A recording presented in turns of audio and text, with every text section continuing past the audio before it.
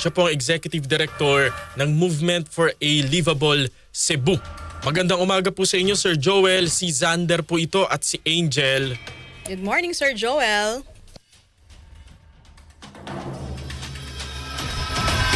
Ayusin natin yung ating... umaga. Ay, ayun. Good morning po. Magandang umaga, Xander and Miss Angel. Opo. Nasaan po kayo ngayon, sir, as we speak? Nasa Cebu, pero nandito ako sa downtown, malapit sa Cebu Capital. Opo. Provincial Capital. Oo. Opo. Una po sa lahat, ano po ba itong mandato po ng inyong grupo? Kami ay civil society organization at kami ay may interest na mapaunlad ng Cebu at favorable sa buhay ng tao. So we've been around since 2011. Mga activities namin usually advocating for the common good. And then pag may issues, meron kaming lumalabas kami with the stand of the people. So recently, nagkaroon tayo ng massive flooding sa Cebu, di ba? Na catastrophic flooding. Yes, opo. And then quickly after that, gumawa kami ng statement namin, manifesto representing the sentiments of the people.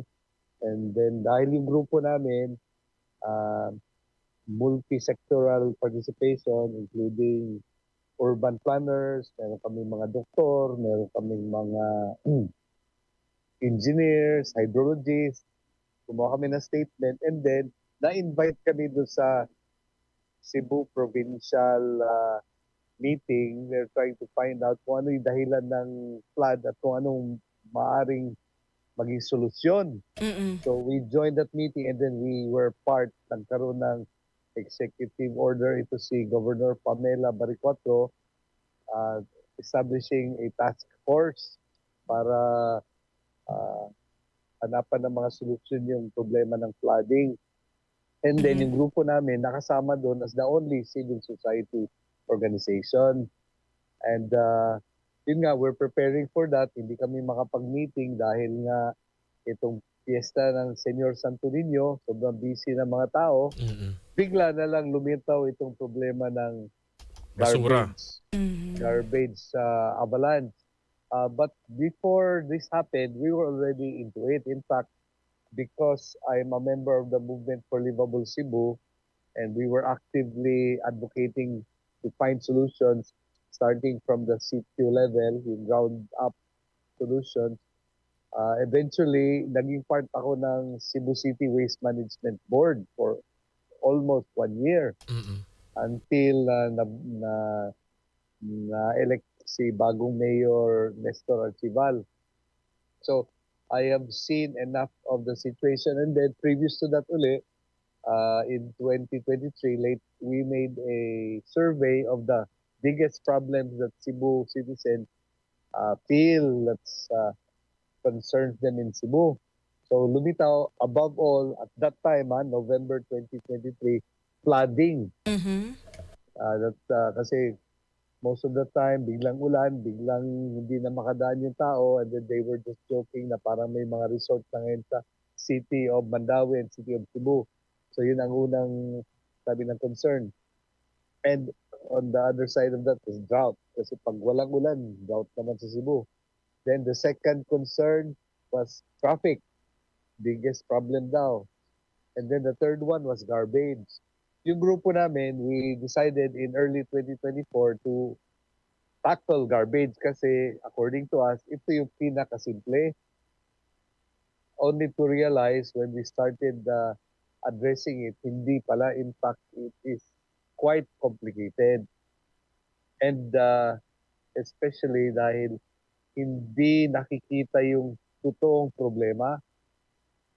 So, in the past, parang ang problema lang, pag hindi na-collecta yung basura, nangangamoy yung mga garbage. Basura, oo. O yung Tatambak. basura, hindi nagkalat sa kalye, yung Tama. mga aso, at saka yung mga scavengers na rin, they try to find what they can find, and then nagkalat sa kalye, pangit tingnan, at saka medyo mabaho.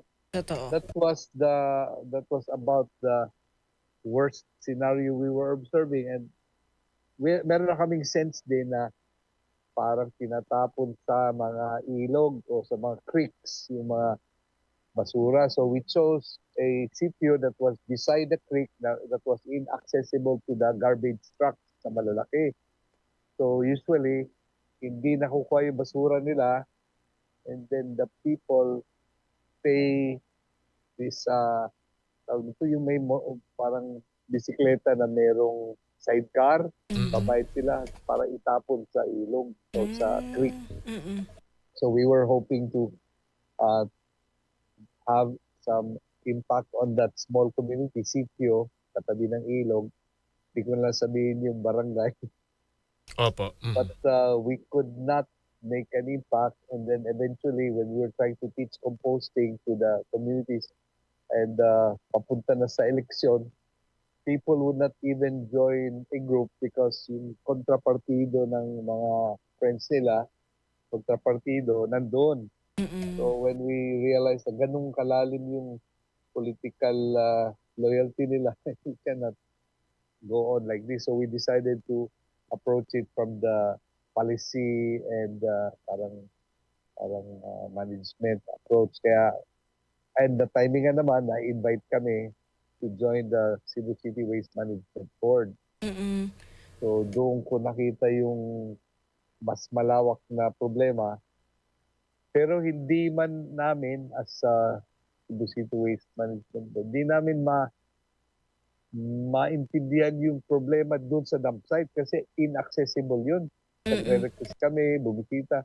There was a time na bisita ata ng mga kasama ko pero hindi na ako nakasama.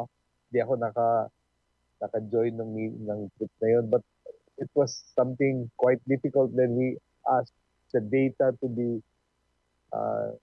parang merong board, parang may data board sa City Hall para makita namin yung reduction kasi that was the campaign, reduction of the solid waste through Opo. diversion. Pero hindi nangyari yun. We asked them many times, they promised, wala nangyari. So when this happened, when the garbage tawag ito, Gumuho slide, po. Mhm. trash slide happened, we felt it was our role to make a statement kasi meron ding ibang media outlets na mga online. Sabi na, ano bang aming position tungkol doon sa pangyayari. That's why we made our MLC statement regarding the Binaliw trash slide. I don't know if you got a copy of this, but this is our basic position. And if you want to hear part of it, pwede ko ring banggitin. By the way, I'm expecting another MLC partner, si Jesse Baring, to come in to join us for this radio Okay. interview. Opo, hinihintay I din hope- po natin siyang pumasok po sa Zoom para po makapanayam din po natin. Okay. Pero Sir Joel, sa pananaw po ng MLC, ito po ba, ano po ang pangunahing dahilan ng pagguho ng Binaliw landfill? Ito po ba ay may tuturing nating acts of God or bunga ng kapabayaan ng tao? It's a very concise question. Tao o Diyos? Mm-mm. Obvious sa amin na ito ay kagagawa natin. In fact, part of our declaration is that what we are witnessing now, this is our first line, what we are witnessing now at the Binaliw garbage dump site is a tragedy of our common making. Kagagawa nating lahat. Kasi it's easy to point fingers at each other, lalo na dun sa mga, siyempre, responsible din sila, but kasama tayong lahat. Hindi lang yung operator ng dump site, hindi lang yung mga DNR people, yung mga LGU people, yung mga truckers ng basura, tayong lahat kasi we are the producers and the generators of the garbage. And then, 25 years na since the Republic Act 9003. Are you aware of that? That solid, I'll read Solid it. Ecological Solid Waste Management Act of Yes. 2000. Yes, year 2000 pag ginawa yung batas na yon, and yung hinihingi niya, it's very It looks very difficult, pero that is the solution. Mm-mm. And until we do it, the volume of the garbage that is increasing cannot be handled. Ang shortcut na hinahanap ng tao eh sana magkaroon nitong WTE, waste to energy, or meron pang waste to fuel Mm-mm. plants. Wala ba niyan Tulungin dito, na lang Sir natin. Joel, sa Pilipinas? Yes. Again, please. Meron po ba niyan dito sa Pilipinas, yung ganyang pagpoproseso po ng ating mga waste, mga basura? By law, mahirap makalusot dun sa law ng Pilipinas. Merong Clean Air Act. Merong maliit na unit na sa Los Baños, 25 kilowatts, which is very small. And there's a recent attempt in Bacolod ata, or Dumaguete, din ako, I think Bacolod. They bought a small waste to energy equipment, pero hindi nakalusot sa testing ng DNR. So effectively, wala tayo. But there are many attempts now na ipapasok daw yan. But effectively, ang nangyayari, yung basura natin from being solid waste, magiging gaseous. Hindi natin nakikita pero may effect din. And the most effective one is called pyrolysis, na wala siyang output na hangin kasi it burns the fuel. Actually, hindi burns it. It reduces the garbage without oxygen. Parang inuuling natin yung basura. Mm-mm. Pero meron pa rin mga tawag nito, yung mga solid particles, fine solid particles na napoproduce at yan ay mapanganib din. And then worst of all, sobrang expensive itong waste to energy na perfect ang operation. It will increase the cost of garbage disposal. And then it will tie us further to our vices or bad habits of just throwing away things. Kaya sa side namin, the solution is really reduction of solid waste, lalo na yung mga plastic, and then the recovery of yung tinatawag na biodegradables. In Cebu, up to 50% or waste, or 60% pa nga minsan, is biodegradable. Now, effective, yung biodegradables, pwede maging fertilizer, pwede maging pagkain ng mga insects, na pwede maging pagkain ng isda, ng manok. Other countries are doing it, some small groups are doing it, but we could implement it on a massive scale. That's one side, yung malata. But when we put it in plastic and throw it together with the waste unsegregated, nagiging imposible na ihiwala yung malata, tawag namin, tawag sa inyo dyan, sa amin malata. Parang nabubulok. Yung Nabubulok, opo. Oo, halos imposible na hiwalayin yung nabubulok sa hindi nabubulok. Mm-mm. So the solution is really to handle separately the nabubulok. And then yung theory ko, ang pinopropose namin, that unless the segregation is made to work, everything is complicated. Now, if we parang create a value chain after the plastic trash is thrown away, complicated siya at saka mahirap. Our suggestion now, and it has to be at a national level, lagyan ng deposit, obligatory deposit, ang lahat ng plastic, pati na yung supot. Pag may deposit yan, sabihin natin piso, hindi na basta itatapon yan. Kung itatapon man, ay maraming tao pupulutin agad yan. So hindi na magkakalat ang plastic na basura, pati yung mga supot. Parang yung pagka bibili ka ng soft drinks o kaya ng alak Yan. sa tindahan ni Aling Maring, merong deposito, di ba? Parang gano'n. Ayun. So kung may deposit lahat, pati yung supot na plastic, di ba? Marami ngayon nagbabaon ng ulam para sa kanila, lunch sa trabaho. Nilalagay sa plastic na napakanipis. Opo, yung plastic labo. Plastic lang. And then at the end, tinatapon yan. Nandun yung mga nabubulok. And then yun ang nagiging stench, nagiging leachate, nagiging poison, nagiging methane. That's the most complicated part pag hindi siya na-segregate. Pag na-segregate at na-process, pwedeng ipakain sa yung vermi, yung mga tawag nito, Parang uod. o uod. And then pwedeng ipakain din dun sa mga black soldier flies. There is a huge potential dun sa black soldier flies. So magiging pagkain yung larva, pagkain ng manok at saka mga isda. Isda. Mhm. O pwede nga sa rabbit daw. And then yung mismo yung kanyang excreta, fertilizer yun. And then yung kanyang katawan, merong antibac na mahal ang presyo niyan kasi strangely, the black soldier fly is the most sanitary insect kasi it's dealing always with the trash. And they're able to extract highly valuable pharmaceutical antibacterial material. So there's a lot of, that's why we need to shift sa treatment natin ng basura as something that we throw away. Pwede natin sabihin kung mahirap tayong Pilipino dahil ang dami natin tinatapon. If we don't throw that away, then we can utilize that. Halimbawa itong mga plastics.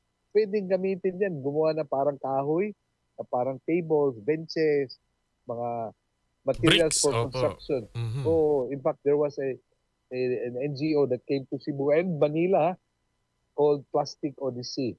This is a campaign French-based NGO that's trying to go to the greatest polluters in the planet, on the planet. That's why they came to Cebu and to Manila. Kasi tayo, Sali ano to, sa tayo. pinaka-polluter, lalo na sa plastic pollution. So, if we are able to establish this law na obligatory deposit sa lahat ng plastic, of course, we have to work out the weight and the things. Para sa akin, yung supot, dapat mas mahal per kilo yan. And then yung mga lalagyan ng soft drinks, lalagyan ng mga tubig, yun ang nagkakalat eh.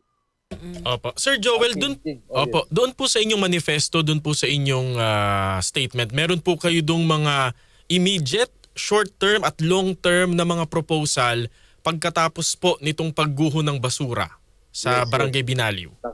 Nakasulat. Sayang, wala kayong copy nito. Naka-flash po ngayon sir sa ating live stream po eh. Perfect. Hindi ko makita. But any case, Opo. sa bandang ilalim, sa bandang dulo ng Sa aming dulo, opo. statement, nakasulat doon immediate. So ang dapat gawin ay transparent, independent investigation to the causes of the landslide. Ang pinakadahilan talaga niyan, itong pamaraan nila ng pag-file ng basura is nonsense. In fact, pinail nila pataas ng pataas and then yung kanilang MRF or kanilang mga opisina, processing site, nandun sa tapat nung pinapile nila na basura. Diba? Parang they were creating a crisis for themselves. So ang tanong, bakit nila ginawa yun? Bakit nagawa nila yun? Bakit hindi na-check ng mga may katungkulan na i-supervise itong mga site? Whether it's the LGU, it's the DNR, bakit hindi nila ginawa yan? At saka hindi basta-bastang nabubuo yung ganong kadaming basura. Nakikita ninyo yung mga bakal na frame ng building, hindi naman maninipis well-built structure siya. And yet, parang tiniklop-tiklop na parang papel. And then, it reminds us of what happened in Payatas in July 2000. Diba? Nangyari na yan. Bakit naulit na naman? So, our challenge is who is responsible for this? Who are the people responsible? Kasi these are the people supposed to prevent it to happen. Bakit nangyari? Siyempre, kasama na rin ang mga tao dyan. So, short-term crisis, short-term solution. Itong mga, ang tawag namin, we are co-makers of the garbage dump problem. Lahat ng tao, araw-araw naglalagay sa basurahan without thinking. Parang pag pinick up na ng basurero, solve na ang problema. So para sa akin, dapat ka magbayad na tayo sa koleksyon ng basura eh. Opo. And then there's a lot of complication dito sa collection. It seems the main task being attended to by the LGU is only transferring, collecting, and all the money Cebu is spending around 600 million a year. At least, hindi nakasama yung mga nagwawalis, yung mga galing sa barangay, na mga truck. And that's a lot of money. Mm-mm. If we are able to reduce the garbage, makakatipid tayo para magkaroon ng pera para sa healthcare, para sa education. Bakit sa basura na pupunta lahat ng pera natin? Yun ang tanong. So if the people are we are able to reduce it, malaking bagay yan. And then reuse yung mga gamit. So the point is, if we can put up the law na may, alam mo yung sabi natin na may deposit itong plastic, ay nako, hindi na wag pabaya yung mga tao. Kasi may perang involved eh. Oh, otherwise, nakaabang na yung mga mamumulot ng plastic. Opo. So hindi na masasayang. And then, the other solution is, especially for the mabubulok, smaller contractors, kasi ang nangyayari, they get one contractor for everything. Dapat smaller contractors specialized in, okay, yung mabubulok lang. And then, wala nang ilalagay sa plastic na mabubulok, diretso na sa lalagyanan. And then, we use prebiotic spray para hindi na mangamoy. The smell is so bad. The stench, yung smell is not even enough to describe it. It is stench that is unacceptable. Saka nagdadala ng sakit yun. Bakit natin pinapaintulutan na mangyari yun? So sa short term, it's really reduction and create team up with the community and the garbage collection. Hindi yung parang ang community with impunity, tinatapon lang ang basura and then yung government, collect lang ng collect. Yung parang, ano ba, nakakita natin sa kalye, yung mga tao naninigarilyo, basta tinatapon na lang yung sigarilyo, anong papel, parang wala lang, as if that thing, dahil tinapon sa kalye, mawawala. And then, we spend money again para ang tao magwalis. No? If you've been to Japan, nakakataka, walang basurahan sa paligid. Malinis. Mm-mm. Walang basurahan. People put the whatever thing in their pocket and they take care to pass it to their home collection system ng garbage. Hindi pwede magtapon ng basura. Ngayon, bakit natin kailangan itapon yung basura? Bakit? Yung sigarilyo, basta hinahagis na lang. It seems you feel powerful and great when you throw away garbage anywhere. Bakit ganun? Saan natin natutunan yung ganung ugali? So there is a major change. Kaya we're saying ba, unless we change our mindset about garbage, that it is a resource rather than a problem, walang mangyayari sa ating lahat. Thus, the Philippines will lose more and more money to spend in more expensive high-tech equipment na later on maging problema. I was in Denmark last October 2024 Mm-mm. and then they have a very high-tech na WTE, waste to energy plant na at on top mataas eh. There's a skiing slope, the grass top skiing slope. Maraming tao nag-skiing doon. Galing sa taas hanggang pababa kasi Opo. sobrang taas. No? May snow And sila then, eh. you know what's their problem? Opo. Kulang na yung basura nila. Nagkulang pa ng Nagkin- basura ha. Kulang na ang basura. Kailangan nila mag-import from China, kailangan mag-import, China, mag-import from Sweden, Mhm. and so on. China, ganun na rin ang problema nila. So, Mm-mm. the problem with waste to energy is you are encouraging a status quo or even a worsening of the situation. The operators need garbage. Ito pa, may isa pang fact. When you are burning the garbage and the majority is non-combustible or very low calorific value dahil merong nabubulok, Mhm. they have to add fuel to burn the Mm. non-combustible. Para makapag-generate po ng energy. Really, hindi, para masunog yung mga Para masunog yung basura. basa. Kasi basa, usually basa pag mabubulok, basa yun eh. Mm-mm. So, kailangan padagdagan ng fuel. So, Fuel. it even turns out to be more expensive. So, it's not really a magic bullet. The magic bullet is to reduce and not to throw away and to, yung, ang motto namin dati, refuse, reduce, reuse, recycle, and restore the natural processes. So, yung refuse, pag tayo, halimbawa, all the schools, halimbawa, pagbawalan na nila yung paggamit ng mga plastic bottles sa school nila. And then each student, meron silang sariling May jug. jug na may QR code or something na may RF. Kasi ang nangyayari, pag iniiwan, di malalaman kanino. Opo. So, matitrace natin kanino. Mm-mm. So, then, malaking bagay din, tanggal yung water-containing bottles. And then the next one, yung mga supot ng pagkain, supot ng mga, yan. Pati yung mga yan. sachet, sir. Mga shampoo. Sachet, yan. Isa yan. We are the, Tingi culture world. tayo eh.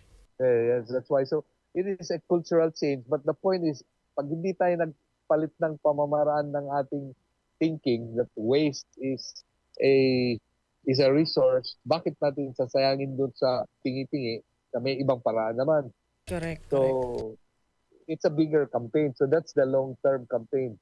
And then part of the solution, long-term, is mandatory public audited review of the LGU 10-year plans. Kasi lahat ng LGU required gumawa ng plan.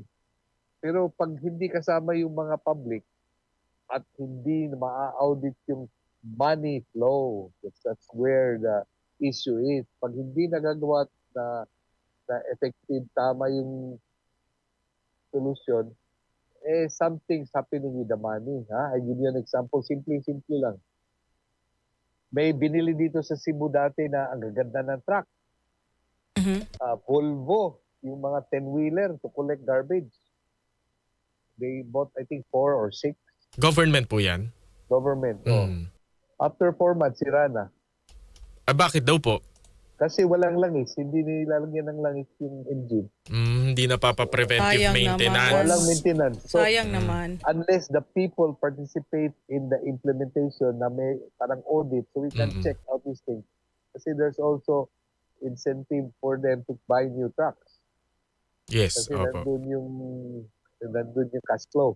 So, if the people do not, like, sikreto ang number of tons na tinatapon sa landfill. Nalalaman na lang at the end pag meron ng Trahedya. yung collection statement.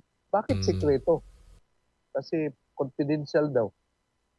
Para sa akin, Opo. that's part of, if the people, the public get to be part of that process, monitoring, all these things. Pero the public has to be interested to take part. Pag hindi tayo interested, well, we deserve what we get. Mahirap sabihin yan, pero we deserve what we get. Kung nagka-dump site, landslide, or dump slide, Opo. we are responsible.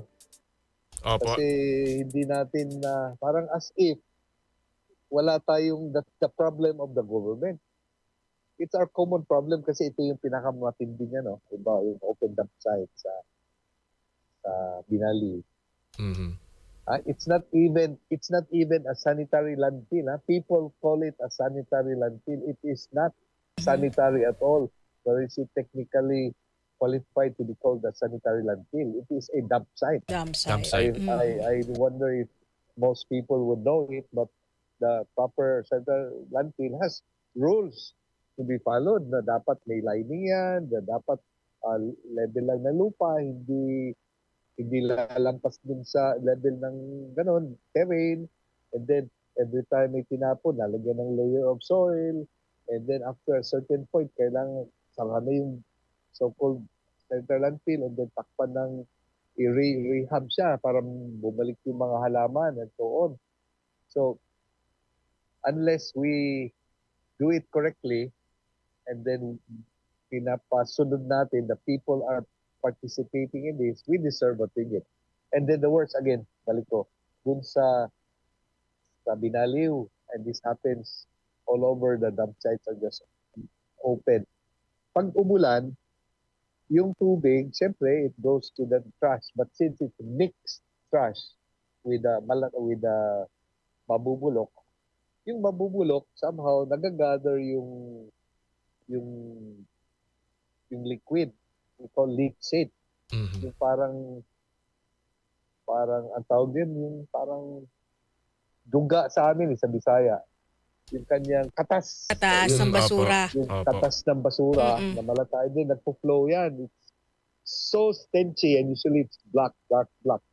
And that finds its way to the lowest part of the terrain until it penetrates and goes into the ground, and that pollutes our groundwater.